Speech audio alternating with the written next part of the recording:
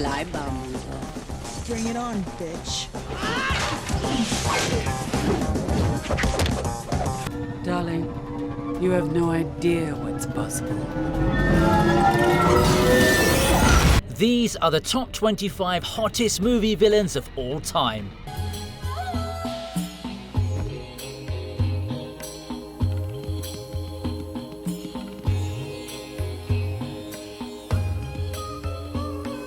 Uma Thurman really got on a roll after Pulp Fiction, and even though Batman and Robin turned out to be a massive failure, her role as Poison Ivy was one of the few redeeming factors of the film. Poison Ivy. By that, I mean she served as great eye candy for the otherwise confused viewers as they tried to make sense of what the creators were even trying to do here.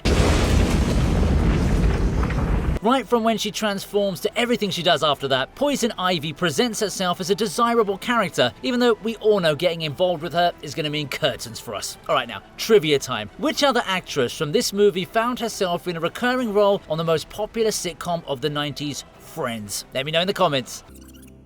As I told Lady Freeze when I pulled her plug, this is a one-woman show.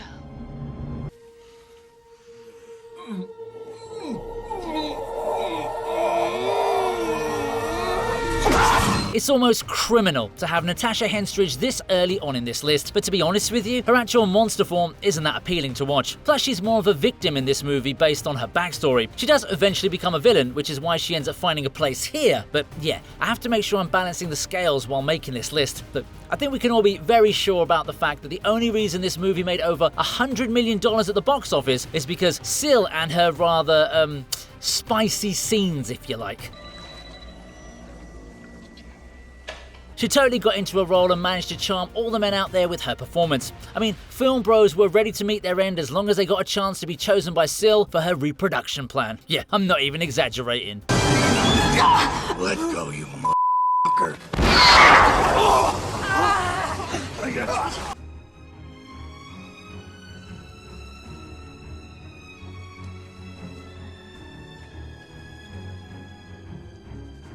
This woman is definitely beautiful, but damn, she's savage on a whole nother level. Imagine being such a villain that you betray the main antagonist of the Mummy, aka the freaking Mummy himself. That's exactly what Anck Su Namun does right before meeting her own tragic end, but not before enchanting us with her charm, albeit of the miraculous kind. Onatopp must have thought he was the luckiest mummy in the world up until his final moments, but I still gotta hand it to Patricia Velasquez for playing this role with such dedication. She definitely understood the assignment and gave us some memorable moments across the first two Mummy films.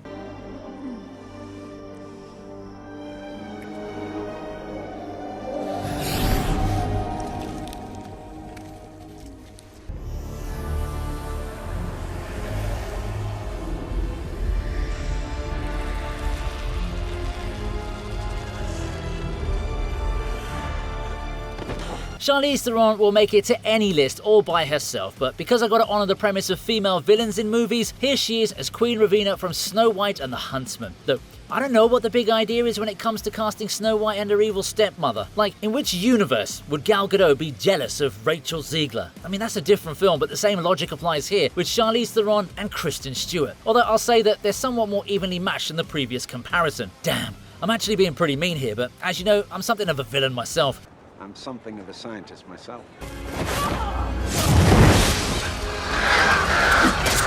As far as Queen Ravena's concerned, she gets everything right in terms of acting and looks, because trust me when I say that we all like an evil queen ruling over us. Look, stop!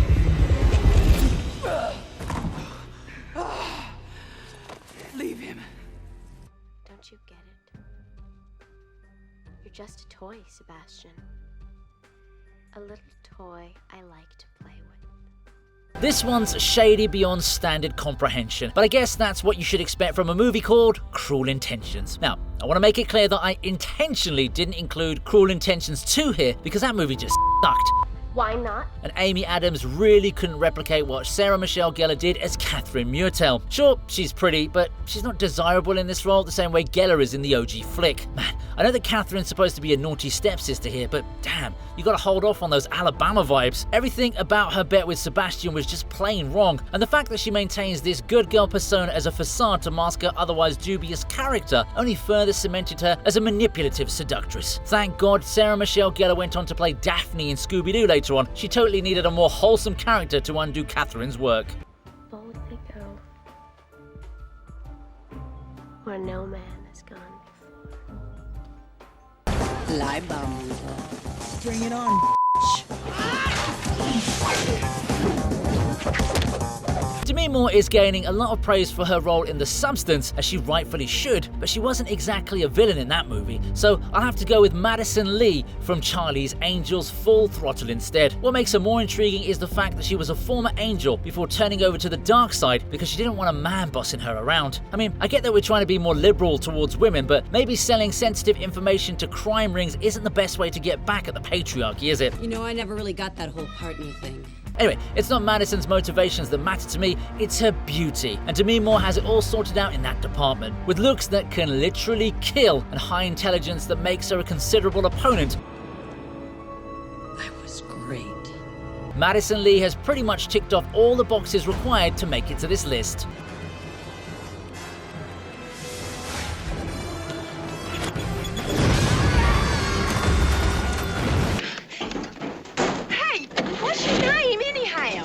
Clyde Barron. Hi, I'm Bonnie Parker. Pleased to meet you.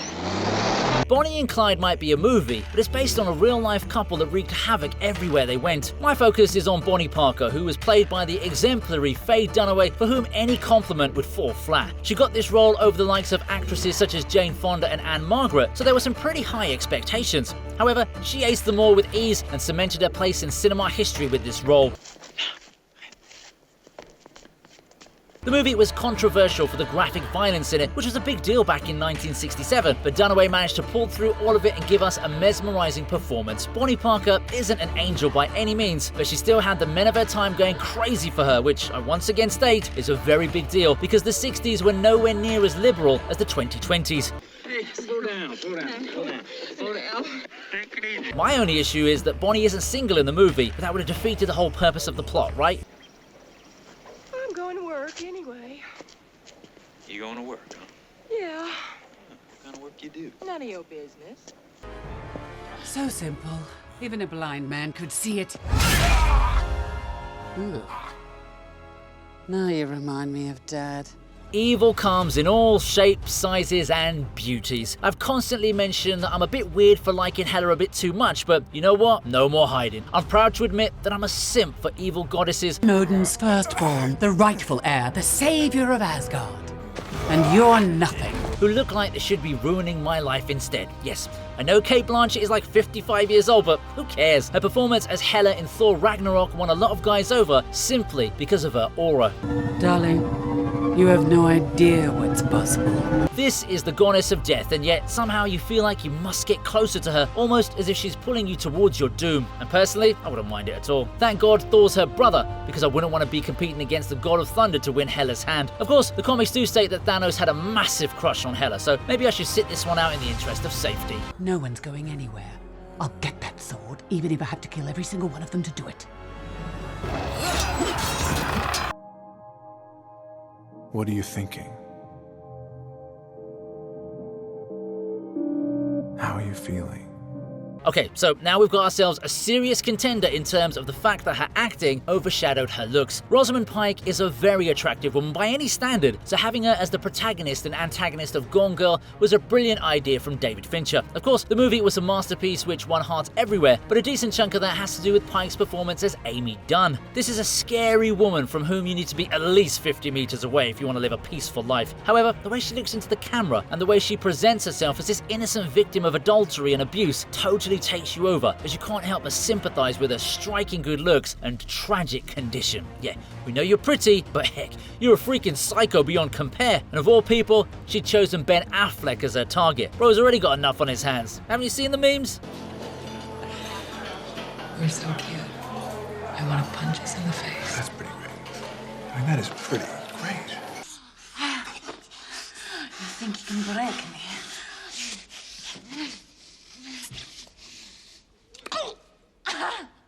James Bond had to find himself here at some point because the dude is known for his Bond girls, even if most of them are just straight up trying to take his life. Out of all of these women though, I must say that Xenia Onatopp is of a completely different caliber. Nice to meet you, Mr. Bond. No, seriously, she's a fighter pilot and assassin who likes to crush her enemies with her thighs because it gets her off. Yeah, you heard that right. And if I had to choose how I go out, then death by Onatopp doesn't sound like a bad idea. There's also the fact that she's played by Famke Janssen, who's kind of like a Dutch Amazon. But yeah, the pure evil on Onatopp's face was one of her defining characteristics, and if there's one thing that men like, it's a woman with a wild side. You don't need the gun, Commander. That depends on your definition of safe sex.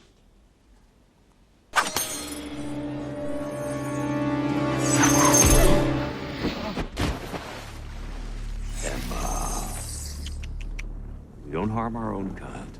January Jones has got to have one of the sweetest faces I've ever seen on a screen. So to see her play a major villain like Emma Frost in X-Men First Class did feel a bit odd. However, she managed to add some nuance to the character, and I'll never say no to a villainess who looks as good as her. Maybe she was trying to let off some steam and rediscover who she really is after finding out how much her husband was cheating on her throughout the entirety of Mad Men. Anyway, Emma Frost was very cold in terms of her behaviour, and I would have considered that to be a pun if she actually had ice powers. Unfortunately, crystallization was as far as it could go for her, so I'll just focus on the scene that made her stand out. Eric, I believe. Yeah, you know exactly what I'm talking about. Even Magneto couldn't hold himself back from letting his freak out when he tried to choke her. Luckily, Professor X managed to help his buddy combat his intrusive thoughts, although bro did come back for her right at the end of the movie.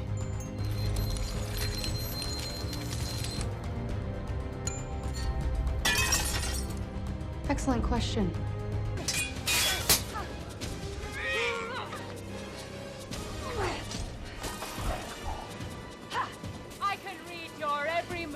Well, how about that? Rosamund Pike makes a second entry on this list, which is quite an achievement. If you want to know why Miranda Frost lands higher than Amy Dunne, let's just say that her character was meant to be more alluring in Die Another Day. I mean, it's a James Bond film for crying out loud, so what do you expect? Also, it's 2 Frost girls in a row, so I'd say this is a very lucky entry in general. Anyway, what makes Miranda stand out from other Bond girls is that she played sweet and innocent with 007, even fooling the audience momentarily into thinking that she's on our side. However, like an ill-fated mistress, she soon reveals her true allegiance and had to be bested by Halle Berry, after which she met her end. I'd say that Miranda definitely works more as a character than a simple piece of eye candy, so that adds a lot more value to her as a villainess. Man, you gotta be really careful around these British women. You never know when they'll share a bed with you just to empty your revolver. And no, I wasn't referring to anything else by using that term. Get your minds out the gutter.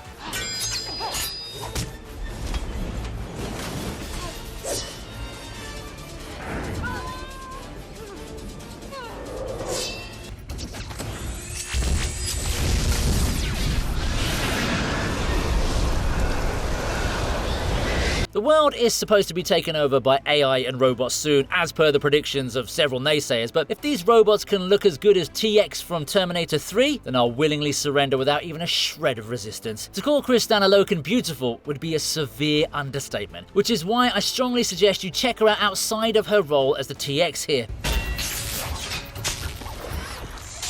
I would have actually placed her higher on the list if her face had more expressions and her hair was left open, but that would have totally defeated the cause of having an emotionless fembot as the primary villain in this movie. I know Arnold Schwarzenegger is supposed to be the top draw here, but if I had to make a choice, I'd immediately tell bro to go get the chopper so that I can spend some alone time with the TX.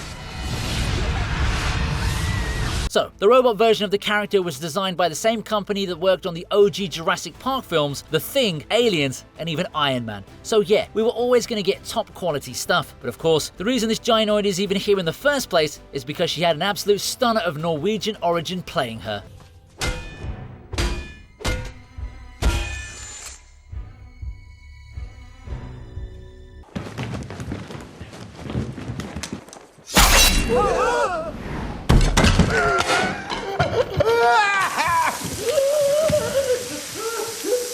The Kill Bill franchise primarily focuses on the bride, but let's not forget the epic villainess from Volume 1, O-Ren Ishii. Yes, I know Quentin Tarantino kinda messed up by hiring a Chinese actress to play a Japanese assassin, but hey, at least her biography states that she's half Chinese as well. Anyway, genetics aside, O-Ren Ishii was a truly remarkable character, primarily due to her screen presence and cold attitude. The sense of calm and dominance in her strides already made her a force to be reckoned with, and if you add Lucy Liu's charm, then you got yourself an absolute winner.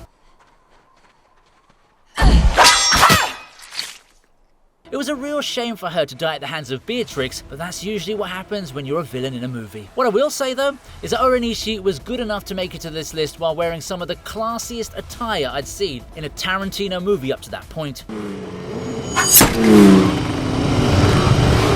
This just shows that true beauty lies in the overall presentation of the character, not just how she's dressed.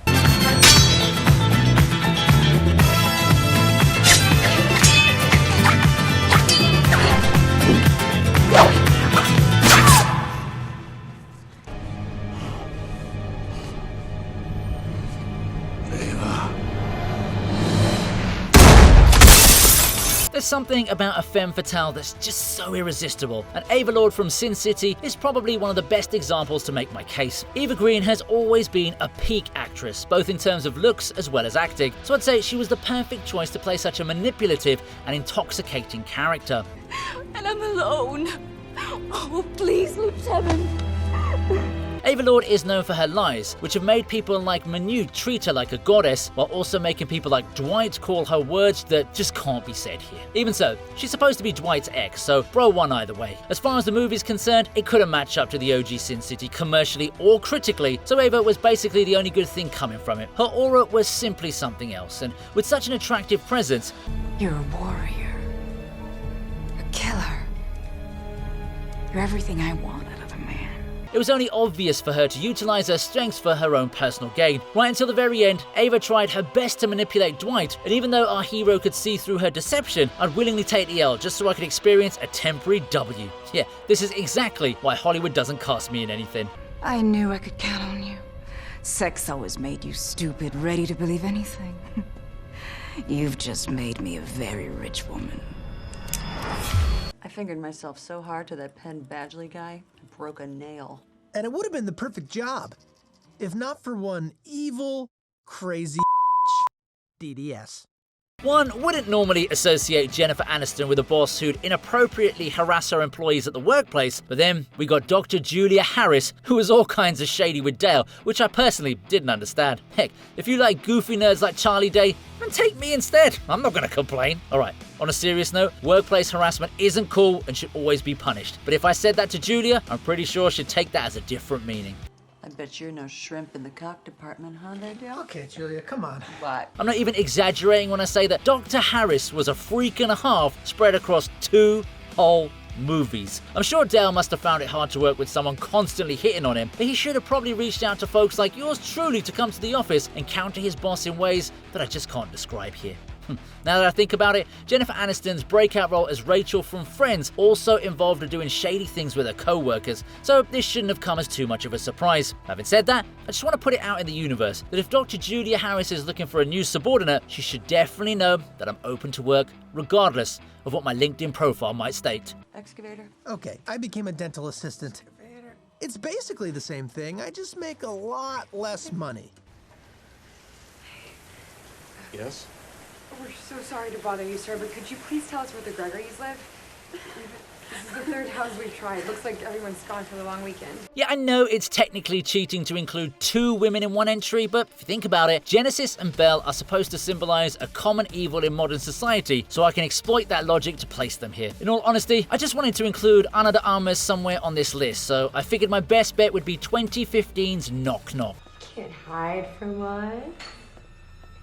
Here we come. The fact that these 2 girls were able to make John Wick himself give in to his intrusive thoughts is enough proof to have them on the top 10 of this list. The world already started recognizing Keanu Reeves as the Baba Yaga by the time Knock Knock came out, so you can imagine how they would have felt upon seeing their favorite assassin getting assaulted by a couple of girls who lied about their age. That's right. We felt extremely jealous. The evil plan they reveal at the end of the movie makes you really question the morality of today's times. Also, if you think about it, this was the film after which Ana de Armas really took off on social media. Okay, I know I've spoken a lot about her as Belle, but Lorenza Izzo does a pretty good job as Genesis as well, you know, so kudos to these girls for taking down the most feared man in the underworld. No, it's fine. But, I must say, I'm not used to girls just being so open about that. I usually don't. I usually don't either. In that case, I permit you. It would make me very happy. But I'm already sad. By tomorrow, it will have faded. Tomorrow I'll steal you. I hate to interrupt. Blondes always seem to find their way in the upper ranks of such lists, and as a fellow man of culture, I can't deny their impact. As far as the Indiana Jones franchise is concerned, there's no villain as attractive or seductive as Elsa Schneider, played by the Irish bombshell Alison Doody. Now, if you don't know who she is, let me tell you that her acting debut was in a James Bond movie, A View to Kill. Yeah, she was clearly coming off a string of W's before taking up the role of Elsa, which honestly made the audience root for the bad guys more than Indy himself. No wonder Harrison Ford turned into the Red Hulk.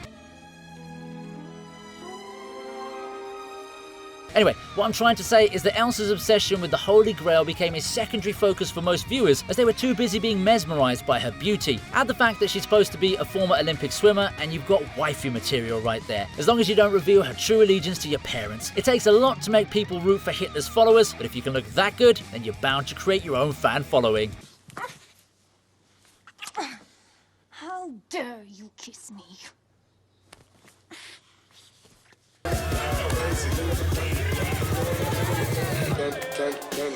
So juvenile. I'm on to you all.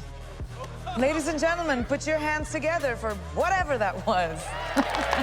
Priyanka Chopra has been a loved and recognised name in India and Bollywood for ages, so it shouldn't come as a surprise to see her getting so much love on an international level too. Quantico may have been the series that gave her a global platform, but let's not forget her role as Victoria Leeds in 2017's Baywatch. Yeah, I know the movie wasn't special in any way whatsoever, and the villainesses we saw in the previous entries are a lot more iconic, but we need to also consider the fact that this list covers the hottest female villains, and I'd say Victoria does deserve a spot at number 7. I mean, Priyanka Chopra was the #1 actress in Bollywood for years before transitioning to Hollywood. Oh, gosh, get you a real drink. Greg, the good stuff. And the allure she brought to her role here was definitely commendable. The way Victoria carries herself is so full of sass and style. Even the Kardashians and the Jenners would feel like side pieces. She commanded the screen whenever she was there, making sure all eyes were on her. Make note that she almost got as much attention as Alexandra Daddario, and if that isn't an indicator of how tempting a villainess is, then I don't know what is. Why don't you die already? Let the little boy go. That's not how this story ends, Mitch. You see, you're not here to save him. After all, he took your job. You know, you'd think that meeting the devil would be interesting enough, but no. All people want to know about is him. Like he's so bloody fascinating. So he's a man? Yeah. Most men think they're God. This one just happens to be right. Elizabeth Hurley is a work of God's art, which is kind of funny given how this role is of the devil. But seriously, she's an absolute babe even at this age, and if you're a hater trying to bring cosmetics and surgery into the conversation, I don't care, okay? She's a total bombshell now, but yes, her peak era coincided with her playing the role of the devil in 2000's Bedazzled. Now, I don't need to explain to you why such a character would be the villain of a movie, but I will confess that every dude would love to commit sins if it meant serving under Hurley for eternity. Now, as far as the film's concerned, the devil did try to take poor Elliot's soul, but she did play a fair game and honoured the fine print in the contract when it mattered. And if you ask me, I'd say that Alison was more of the villain of the story because she didn't end up with Elliot after all that drama. Brendan Fraser was supposed to be the star of this whole thing, but it barely took any effort for Elizabeth Hurley to claim the top spot. Plus, Elliot does end up regarding the devil as his friend towards the end, so I'd say she was a pretty noble rendition of the King of Hell. Anyway, my point is that nobody really cares about the story, and whatever money it made at the box office was primarily because of Hurley's presence. Just listen. What if I told you that I have the cataclysmic power to give you anything and everything you've always dreamed of? I just love a big, strong man who's not afraid to show it with someone half his size. Be gentle, it's my first time. Halle Berry made for a perfect Catwoman, but she was more of an anti-hero sort of character, so she's not going to qualify for this list. Even if she did, I'm not sure she would have been able to overtake the OG Michelle Pfeiffer. What she did as Selina Kyle made every man on the planet fall in love with her. I am Catwoman. Hear me roar. While also hating Batman, which kind of helps her because she is the Dark Knight's adversary. That's right, Catwoman was dating Bruce Wayne as Selina Kyle, while also fighting against Batman to get her revenge. Either way, bro had her attention and made every dude out there scream, "It should have been me!" As far as the performance in itself is concerned, Pfeiffer does a splendid job. Although she did mention that the costume made things very difficult for her. I can understand that moving around in black latex isn't the ideal scenario for an actress, but man, it sure did cement her place in film history as one of the baddest baddies to do it. A lot of younger folks may not realize this, but the original reason the Catwoman costume became so famous was because of this very portrayal of Selina Kyle. That's right, Halloween costume sellers have her to thank for starting a noble trend which appealed to lads all over the globe.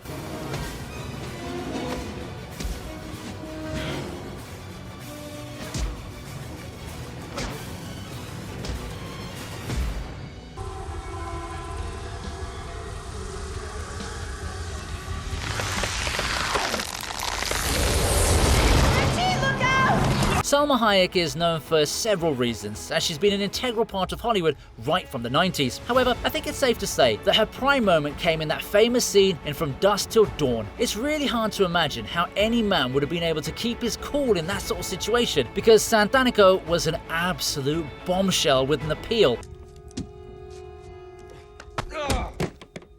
I'm not gonna join you completely. That transcends the depths of humanity's lust.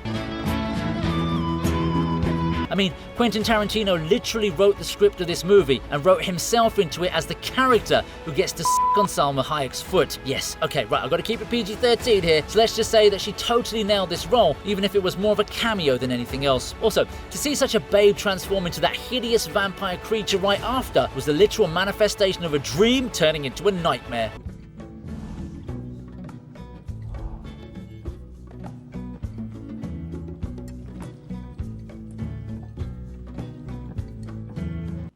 I had sex with him for about 1.5 years.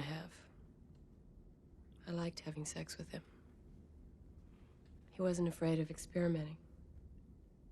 They really don't make movies like this anymore, and probably for good reason too. Sharon Stone may be actively saying a lot against whatever happened to her during the making of this movie, and she does have every right to do so, but I'm a man of facts, and the fact is that Kathryn Tramore is one of the most attractive and wanted femme fatale characters in the history of cinema. Basic Instinct never hid the fact that it aimed to tickle our naughty side, and Tramore was pretty much the main face of that objective. Apart from being unbelievably hot, What are you gonna do?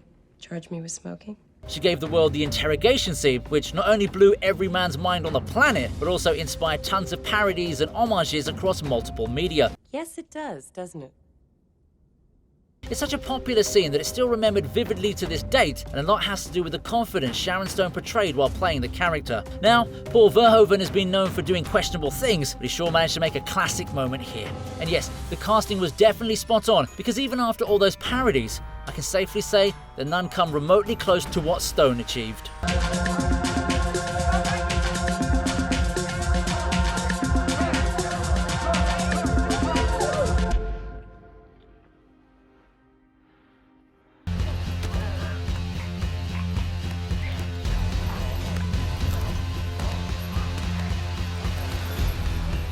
Would it really be an entry on the hottest female villains if it didn't have Margot Robbie in it? Yeah, I know her rendition of Harley Quinn is supposed to be more of an anti-villain, but she's still qualified to enter this list, and nobody should be questioning me as to why she's in the top 2. Margot Robbie is a once-in-a-lifetime kind of beauty, so it's no rocket science to include her here, but even Harley Quinn's performances throughout both the Suicide Squad films had a certain amount of charm around them.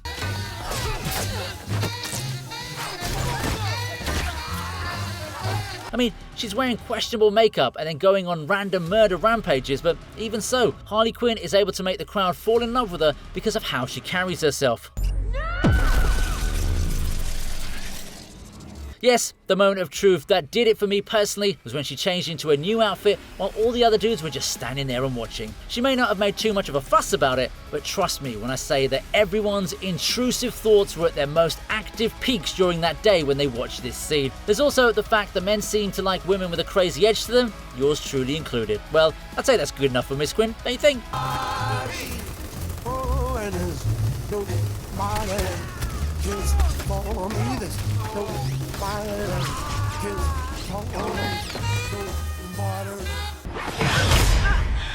I made you hopeless.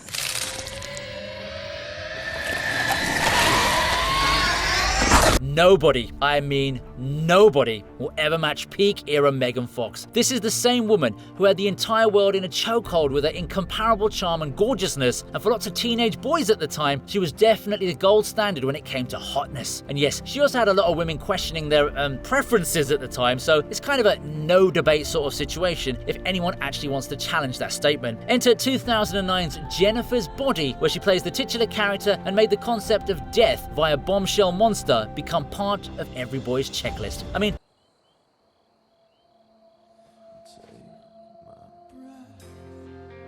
this villain had everything a man of culture could ask for. And yes, that scene with Amanda Seyfried is definitely the top moment of the entire movie. Horror has always been associated with sensuality and allure ever since its inception.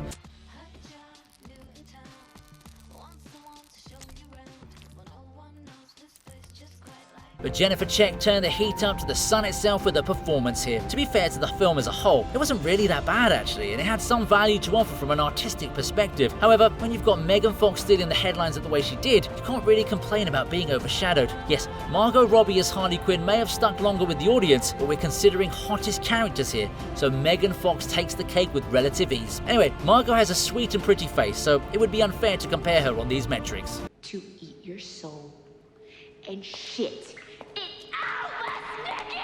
Thought you only murdered boys. I go both ways. Hope you liked the video. Please subscribe to the TV Region, and here's another video that I know you're going to enjoy.